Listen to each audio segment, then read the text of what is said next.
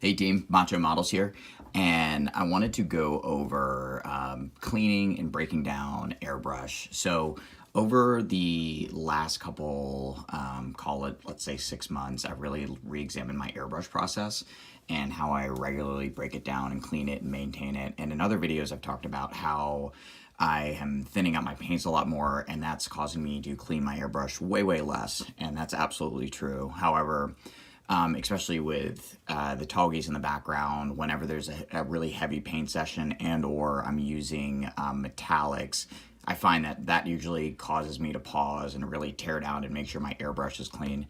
And I wanted to go over how I do that. So in the grand scheme of things, I probably only do this full breakdown maybe about once a month.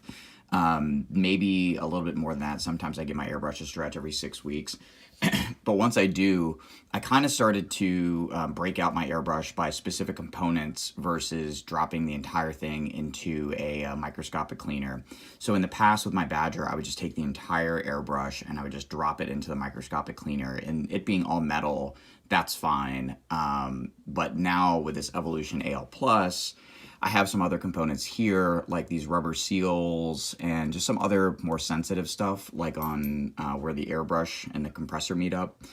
There's a lot of sensitive stuff in here. So I've stopped to pause and think about really what do I need to put inside of the microscopic cleaner.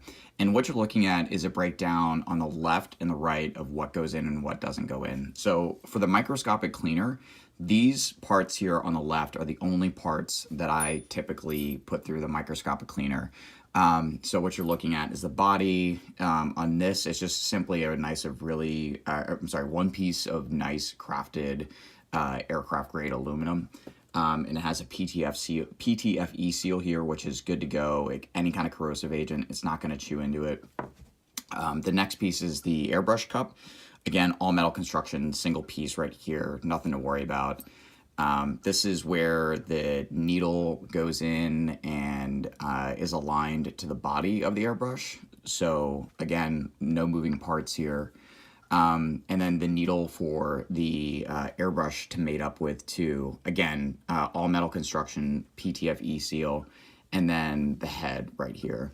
So effectively, it's just these 5 components that go into the microscopic cleaner. And in terms of what probably does the most beneficial parts of putting it through the microscopic cleaner, certainly in this body, there's all these little nooks and grooves. And I know it's kind of hard to see on camera, but especially inside of here and in here, I can get a lot of paint buildup and it's a little bit harder to clean.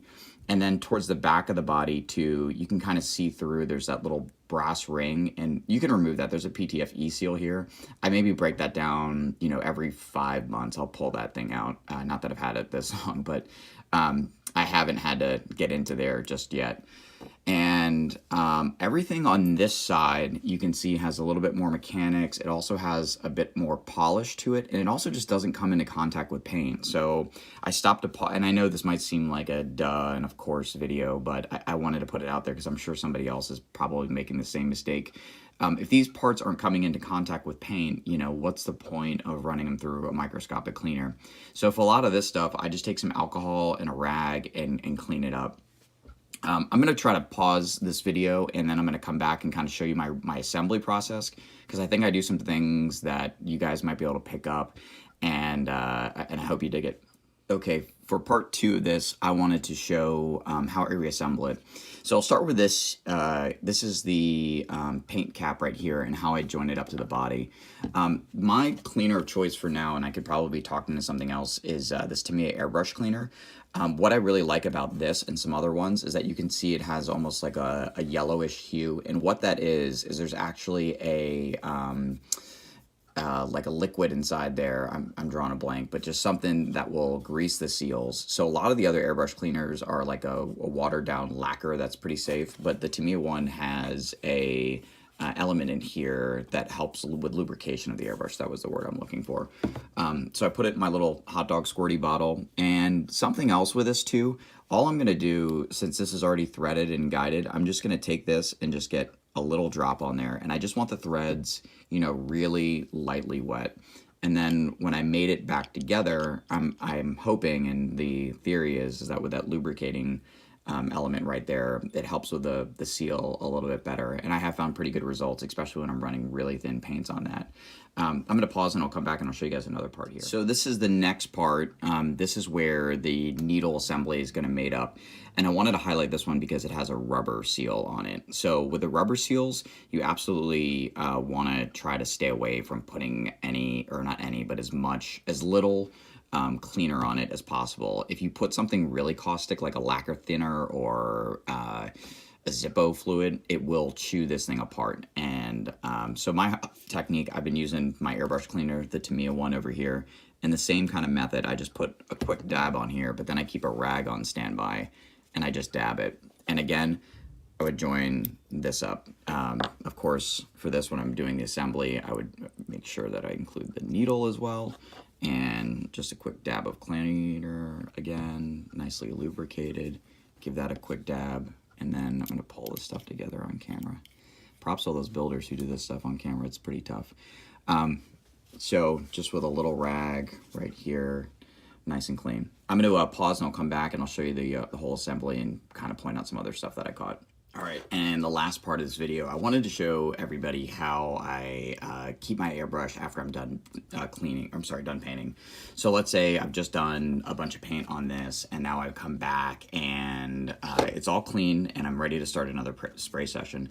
So an important part on this, I never store my airbrush with a needle. So once I'm done with a big paint session and then I clean it out, I usually leave it cocked like this, and I always am keen to keep the needle away from here. And one of the main reasons is that I found when the needle is stored inside of the body, if there's any kind of paint or anything that's held up in the cup and it slowly works its way down as maybe some cleaners are, you know, doing their thing after the fact, it'll bind up the airbrush. So if I store it with the needle, I'll usually find that when I come back to my airbrush after a couple weeks and I start to pull the trigger back, it's bound.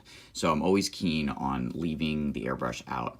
So to get the airbrush ready for painting, we're going to simulate that I'm about to start a paint session here. I would use my cleaner, and then I'm just going to put a couple dots in here. And what I'm trying to do is lubricate this first section before the airbrush needle comes in. And then I take a rag like this and just a couple dots right there. And then with the needle, and I just pull it right through. Sorry, it's a little crowded. And then with those two things, this should go in very smoothly, which it does. Voila. And that's also a good indication too, if you guys are ever reinserting your needle and there's a lot of tension or it's just not coming in, that's usually a good indication that your airbrush isn't as clean as it could be. So I would probably, in that instance, probably do another full teardown and try to come back. That's all I have on this video. Again, some of the things that I use, just a simple Tamiya Airbrush Cleaner, and then I always like to put them in these little hot dog bottles just to conserve it. These things last me forever once you go into here, and you should be using this stuff exceptionally sparingly. And these little hot dog bottles are a big help. You get them on Amazon for really cheap. But I hope you guys enjoyed this, and there's a couple tips in there. If there's anything I missed or anything that you liked or you didn't like, shoot me a note. And remember, whatever you guys are working on, be sure to make it macho.